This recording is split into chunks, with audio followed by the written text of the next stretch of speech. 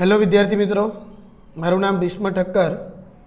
जेडबल mathematics रेखाओं चैप्टरना आजना video lecture में आपणे कोणांक, रेखानो ढाळ, रेखाना विविध स्वरूपों, ढाळने लगता केटलाक परिणामों, समांतर रेखाओं, लंब रेखाओं अने तेमना ढाळ अने एना उपरना केटलाक प्रश्नों एनी विस्तारथी चर्चा करीशुं। सौथी पहला बेटा कोणांक एटले शुं?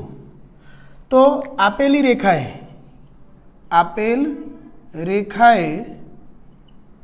एक्स अक्षनी धन दिशा साथे विषम घड़ी दिशा में बनावेल खूणा ने कोणांक कहे छे। कोणांक एटले थीटा, थीटानी बात छे। तो अहीं आगळ ध्यान राखवा लायक अमुक वस्तुओ व्याख्यामां आपणने आपेलुं छे कि एक्स अक्षनी धन दिशा एटले के कोणांकनुं मापन क्यारे वाय अक्षनी सापेक्षे थई शके नहीं। निरपेक्ष माप तरीके आपणे कोने संदर्भ तरीके लईशुं? एक्स अक्षने।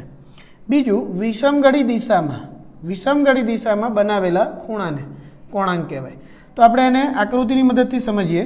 तो सपोज आ एक रेखा छे आपणी जोड़े L1 અને બીજી કોઈ રેખા છે L2, L1 અને L2। તો આ કિસ્સામાં x અક્ષની ધન દિશા સાથે બનેલો ખૂણો કયો થાય? તો કે કાં તો એક આ ખૂણો થાય અથવા આ ખૂણો થાય। આ સમઘડી દિશાનો ખૂણો છે।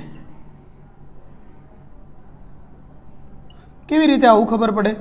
તો કે x અક્ષની ધન દિશાથી શરૂ કરીને રેખા સુધી પહોંચવા मारे समघड़ी दिशा में आगळ वधवुं पड़े अने आ विषमघड़ी दिशानो खूणो छे। विषमघड़ी दिशानो जो आ खूणाने आपणे θ1 कही दईए तो आ खूणानी चर्चा अहींया थयेली छे। आपेल रेखा एक्स अक्षनी धन दिशा साथे विषमघड़ी दिशा में बनावेलो खूणो। तो आ ज रीते बेटा L2 माटे θ2 आपणो आ थाय। तो आवी रीते हमेशा कोण अथवा कोणांकनुं मापन करवामां आवे छे। हवे आ कोणांकने माप्या पछी एनो उपयोग शुं? तो के आ कोणांकनी टेन्जंट वेल्यू शोधवामां आवे, एटले के एना पर टेन फंक्शन लागू पाडवामां आवे तो जे जवाब मळे एने रेखानो ढाळ कहेवाय। तो आगळ रेखाना ढाळनी व्याख्या लईए तो कोणांकना टेन्जंट मूल्यने रेखानो ढाळ कहे छे। एटले के जो आपेली रेखा एक्स अक्षनी धन दिशा साथे विषमघड़ी दिशा में थीटा मापनो खूणो बनावे तो रेखानो ढाळ, ढाळने इंग्लिश में कहेवाय स्लोप, एनी संज्ञा छे m बराबर tan थीटा थाय। आ सूत्रनी मददथी आपणे रेखाना ढाळनी किंमत शोधी शकीए। हवे ध्यानथी जुओ के जो आपेली रेखा नोंध लईए आपणे अलग अलग। तो पहलू के आपेल रेखा एक्स अक्ष ने समांतर होय अथवा एक्स अक्ष पोते होय, बराबर। तो आ किस्सानी अंदर थीटा एटले के कोणांकनी किंमत केटली थाय? तो आ रही तमारी एक्स अक्ष। सपोज आने समांतर कोई रेखा L छे, L। तो आ किस्सामां बंने रेखा वच्चेनो खूणो थीटानी शक्य किंमत कां तो 0 थाय अथवा आखो खूणो पाई जेटलो कन्सिडर करवो पड़े। बीजू कोई रेखा पोतानी साथे पण खूणो तो बनावी ज शके। तो एक्स अक्षनो पोतानी साथेनो खूणो पण केटलो थवानो? कां तो 0 डिग्री अथवा रेखा बंने दिशामां विस्तरेली होवाथी एने आपणे पाई लई शकीए। तो आ किस्सामां थीटानी किंमत 0 अथवा पाई थई शके अने रेखानो ढाळ m बराबर tan थीटा बराबर tan 0 डिग्री। तो ये tan 0 बराबर 0 थाय। एनो मतलब शुं थयो के जो कोई समक्षितिज रेखा लेवामां आवे तो समक्षितिज रेखानो ढाळ 0 थाय। माटे दरेक समक्षितिज रेखानो ढाळ બરાબર 0. આવી જ રીતે વાય અક્ષ કે વાય અક્ષને સમાંતર શિરોલંબ રેખા માટે એક્સ અક્ષની સાપેક્ષે જો તમે ખૂણો માપો, એક્સ અક્ષ અને આ રેખા એલ, તો આટલો વિષમગણી દિશાનો ખૂણો 90 ડિગ્રી થાય.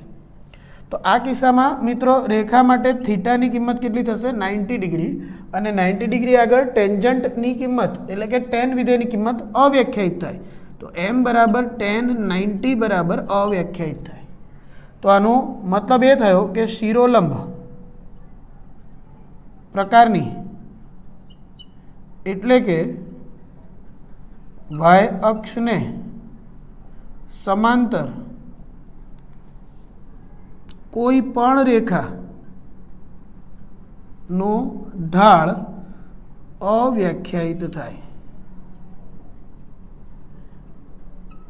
કોઈ પણ શિરોલંબ રેખાને જો ધ્યાનમાં લેવામાં આવે તો એનો ઢાળ હંમેશા અવ્યાખ્યાયિત થાય. ત્રીજી અગત્યની નોંધ જોઈએ તો a x1 y1 અને b x2 y2 બિંદુઓ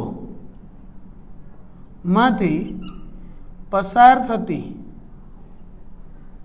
રેખાનો ઢાળ m બરાબર y2 minus y1 upon x2 minus x1 થાય. અહીંયા તમે y1 minus y2 upon x1 minus x2 પણ લઈ શકો, એનાથી કોઈ ફેર પડશે નહીં. હવે આ કઈ રીતે આવ્યું? તો કે ખરેખર આપણે યામાક્ષ પદ્ધતિની અંદર x અને y અક્ષની સાપેક્ષે કોઈ એક બિંદુના યામ x1 y1 અને બીજા કોઈ બિંદુના યામ x2 y2 હોય તો એ બંને બિંદુમાંથી પસાર થતી રેખાને જો લંબાવવામાં આવે તો એ રેખા x અક્ષની ધન દિશા સાથે ધારો કે થીટા માપનો ખૂણો બનાવે છે. તો આ મુજબ બિંદુના યામ x2 y1 થાય અને રેખા AB ACB માટે આટલા ખૂણાની કિંમત કેટલી થાય? થીટા જેટલી જ થાય. આ કિસ્સામાં આ y2 માઇનસ y1 જેટલું અને આ x2 માઇનસ x1 જેટલું બને. તો ત્રિકોણ એબીસીમાં tan થીટા શોધો તો tan થીટા ખરેખર કોણ છે? ઢાળ રેખાનો, અને એ y2 minus y1 upon x2 minus x1 જેટલું મળે. તો હંમેશા જ્યારે રેખા પરના બે બિંદુ આપણને આપેલા હોય એ કિસ્સામાં રેખાના ઢાળનું સૂત્ર આપણે આ પરિણામના ઉપયોગથી હંમેશા મેળવી શકીએ. આવી જ રીતે એક અગત્યનો મુદ્દો છે સમરેખ બિંદુઓ માંથી પસાર થતી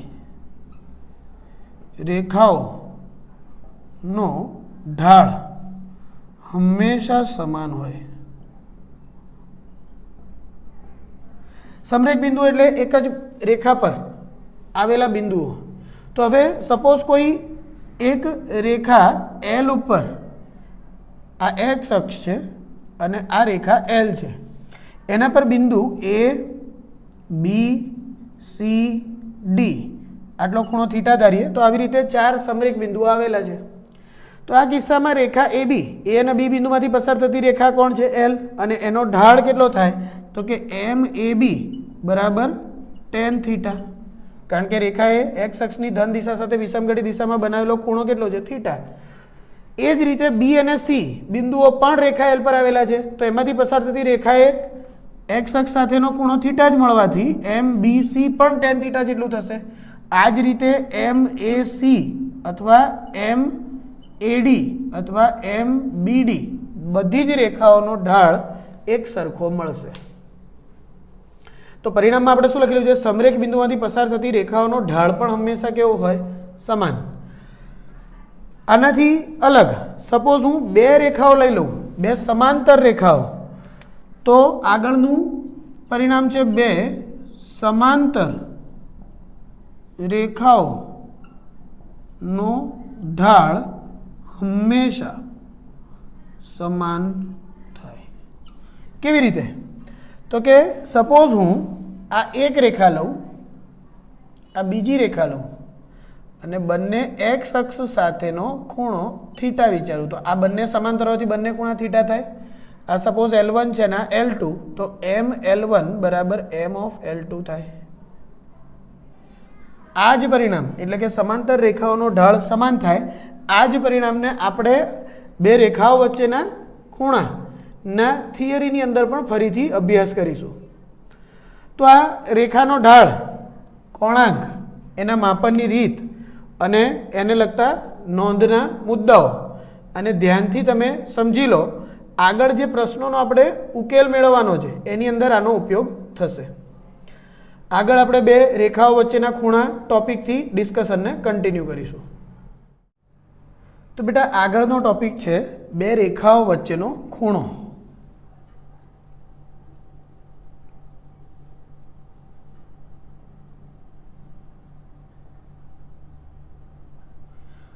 અંગ્રેજીમાં આને કહેવાય એંગલ બિટવીન ટુ લાઇન્સ. સૌથી પહેલાં બે રેખાઓની વાત કરીએ તો જનરલી બે છેદતી રેખાઓ વચ્ચે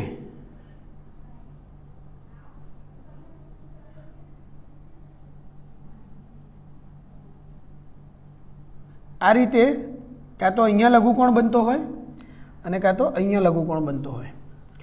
તો બે રેખાઓ જ્યારે પરસ્પર છેદે ત્યારે ખૂણાઓની બે જોડ બને.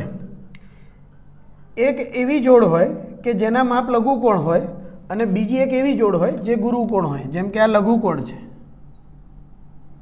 તો એની સામેનો આ ખૂણો પણ લઘુકોણ અને એ જ રીતે આ ગુરુકોણ બન્યો તો એ જ રીતે એની સામેનો પણ ગુરુકોણ. તો યાદ રાખજો કે આપણે જ્યારે બે રેખાઓ વચ્ચેના ખૂણાની ચર્ચા કરીએ છીએ તો આપણે હંમેશા બે રેખા વચ્ચેના લઘુકોણનું માપ મેળવવાની ચર્ચા કરીએ છીએ. આપણને ગુરુકોણમાં કોઈ ઇન્ટરેસ્ટ નથી. બધાએ સ્વીકારેલી વસ્તુ એ છે કે જ્યારે પણ આપણે બે રેખા વચ્ચેના ખૂણાનો સંદર્ભ લઈએ અથવા એનો ઉપયોગ કરીએ તો હંમેશા તેમની વચ્ચેના લઘુકોણનો જ ઉપયોગ થાય. તો આ રીતે જો બે રેખાઓ લઈએ L1 A1x plus B1y plus C1 બરાબર 0, L2 A2x plus B2y plus C2 બરાબર 0 આ બે રેખાઓ છે. ધારો કે આ L1 છે અને આ રેખા L2 છે. આ x અક્ષ. તો આ બંને વચ્ચે જે લઘુકોણ બને છે આ થીટા. સપોઝ અહીંયા લઘુકોણ બને છે અથવા અહીંયા લઘુકોણ બની શકે તો એ બંને માટેનું સામાન્ય સૂત્ર આપણને બે રેખાઓ વચ્ચેનો ખૂણો જો થીટા હોય તો tan થીટા બરાબર mode of m1 minus m2 upon 1 plus m1 m2 જ્યાં m1 બરાબર પ્રથમ રેખાનો ઢાળ અને m2 બરાબર બીજી રેખાનો ઢાળ. આ સૂત્રથી મળે. હવે નોંધવા લાયક બાબત એ છે અહીંયા કે તમે કોઈ પણ રેખાને પ્રથમ રેખા અને કોઈને પણ બીજી રેખા તરીકે લઈ શકો. એના માટે કોઈ નિયમ નથી. બીજું કે આ સમગ્ર સૂત્રની જો તમારે તારવણી જોવી હોય તો રેખાઓના સ્ટેટ બોર્ડના જે વિડીયો લેક્ચર્સ છે એની અંદર બે રેખાઓ વચ્ચેના ખૂણાનો હેડિંગ સાથે આ આખી થિયરી આપણે ડિરાઈવ કરેલી છે. તો તમે પ્લે સ્ટોર એપ્લિકેશન એજ્યુકુલમમાં રેખાઓ ચેપ્ટરમાં જઈ અને સ્ટેટ બોર્ડના થિયરી કોન્સેપ્ટમાં આનું ડેરિવેશન જોઈ શકો છો. અત્યાર પૂરતું આપણે અહીંયાથી આગળ વધીએ તો બે રેખાઓ વચ્ચેના ખૂણાનું સૂત્ર ખબર હોય તો જો આપેલ રેખાઓ સમાંતર અથવા સંપાતી હોય તો એ કિસ્સામાં શું થાય તો કે થીટા બરાબર બે રેખાઓ વચ્ચેનો ખૂણો એ પાઈ અથવા 0 જેટલો થાય. તો જો હું આ tan થીટામાં થીટાની કિંમત 0 ડિગ્રી મૂકી દઉં તો માટે tan 0 બરાબર mode of m1 minus m2 upon 1 plus m1 m2 tan 0 0 થાય માટે m1 minus m2 equal to 0 એટલે કે m1 બરાબર m2 થાય. આપણે પહેલાં પણ જોયું કે જો બે રેખાઓ પરસ્પર સમાંતર હોય તો એમના ઢાળ સમાન થાય. તો અહીંયા પણ આપણને એ જ રીતનું પરિણામ મળી રહ્યું છે. બીજું પરસ્પર લંબ રેખાઓ માટે તેમની વચ્ચેના ખૂણાનું માપ કેટલું થાય? 90 ડિગ્રી થાય. અને જો હું થીટાની જગ્યાએ અહીંયા 90 ડિગ્રી મૂકી દઉં તો tan 90 બરાબર mode of m1 minus m2 upon 1 plus m1 m2 સૂત્રમાં tan 90 અવ્યાખ્યાયિત થાય તો m1 minus m2 upon 1 plus m1 m2 સમય સંખ્યા અવ્યાખ્યાયિત થઈ રહી છે. હવે કોઈ પણ સમય સંખ્યા અવ્યાખ્યાયિત ક્યારે થાય? જ્યારે એનો છેદ 0 થતો હોય. ઇમ્પ્લાઇઝ 1 પ્લસ m1 m2 બરાબર 0, એટલે કે m1 ઇન્ટુ m2 બરાબર -1. m1 અને m2 નો ગુણાકાર કેટલો થતો હશે? -1. તો અહીંયાથી આપણને બે અગત્યના પરિણામ મળી ગયા. પહેલું, સમાંતર રેખાઓના ઢાળ સમાન હોય. અને બીજું, લંબ રેખાઓના ઢાળોનો ગુણાકાર -1 થાય. તો આ બે પરિણામ આપણે હંમેશા યાદ રાખવાના છે, જે આપણને બે રેખાઓ વચ્ચેના ખૂણાના સૂત્ર પરથી મળે છે. આગળ બેટા આપણે આ જ ટોપિકને લગતા કેટલાક પ્રશ્નોનો ઉકેલ મેળવીશું, જેનાથી આપણને આ સૂત્રને કઈ રીતે વાપરવું એનો અંદાજ આવે. તો આગળ વિદ્યાર્થી મિત્રો પ્રશ્ન છે, બિંદુઓ 2, 5, B 0, -2 તથા C 4, 7 અને D -2, -5 માંથી પસાર થતી રેખાઓ વચ્ચેના ખૂણાનું માપ શોધો. આજે આપણે થિયરીમાં શીખ્યા કે જો કોઈ પણ રેખા પરના બે બિંદુના યામ ખબર હોય તો તેનો ઢાળ મેળવી શકાય. તો એ સૂત્રના ઉપયોગથી રેખા AB નો ઢાળ મેળવીએ તો y2 - y1 upon x2 - x1 પરથી y2 - y1 એટલે 5 - -2 અપોન 2 - 0 બરાબર 7/2.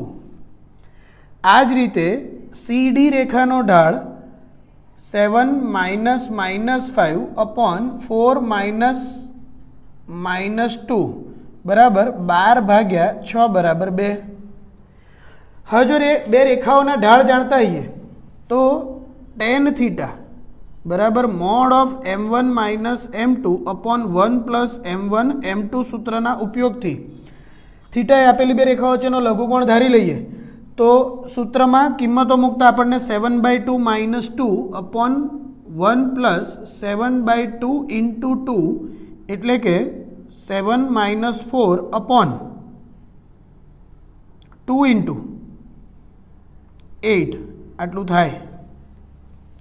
તો અહીંયાથી બેટા tan થીટાની કિંમત મેળવીએ તો tan થીટા બરાબર 3/16.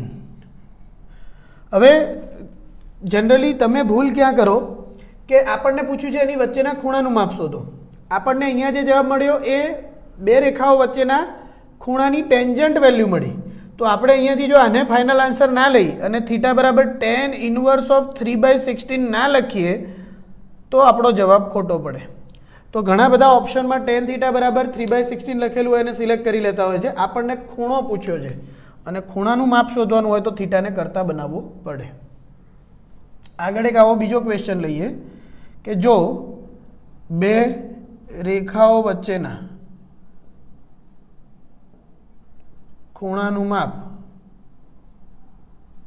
2π/3 હોય તથા એક રેખાનો ઢાળ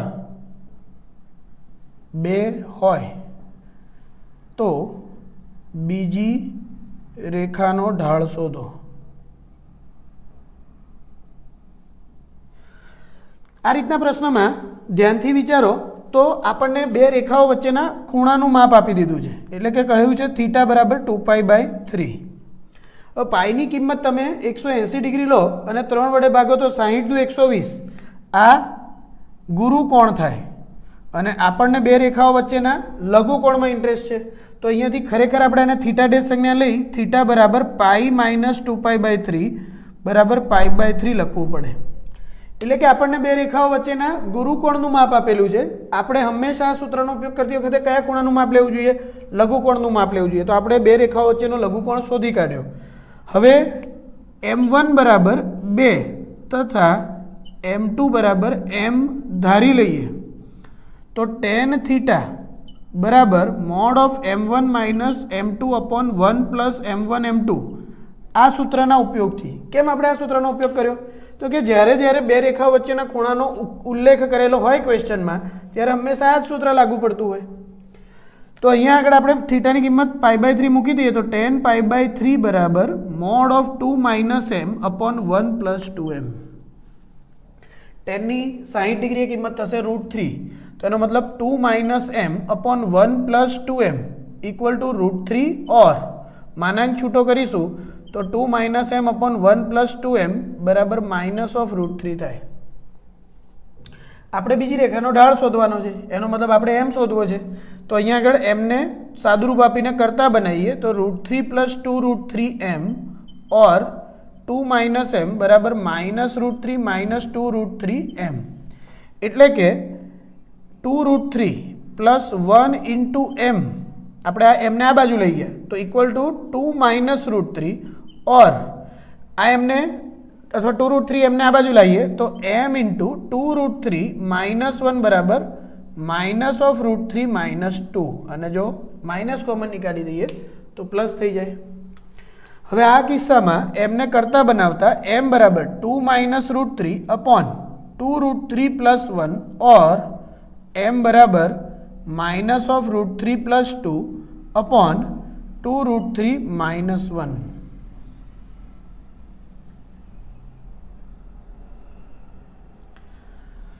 જે માંગેલી રેખાનો ઢાળ છે.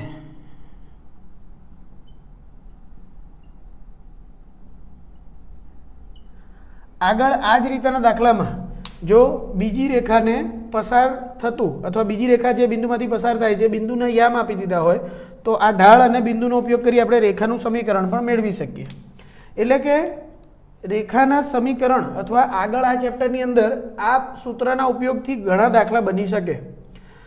નેક્સ્ટ લેક્ચરની અંદર આપણે રેખાના વિવિધ સ્વરૂપોનો અભ્યાસ કરીશું અને એને લગતા પ્રશ્નોનો ઉકેલ પણ જોઈશું.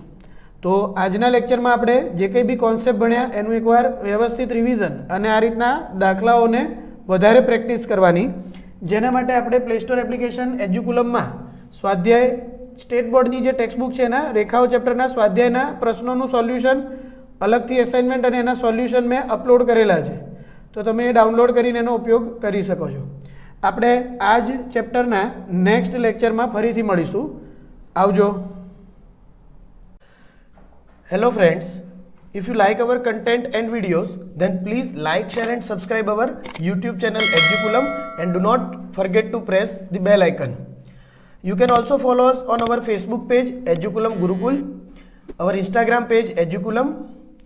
Also for more videos and assignments and handwritten notes, exam papers, you can download our Play Store application Educulum. Thank you for your support. Keep watching our videos. Goodbye.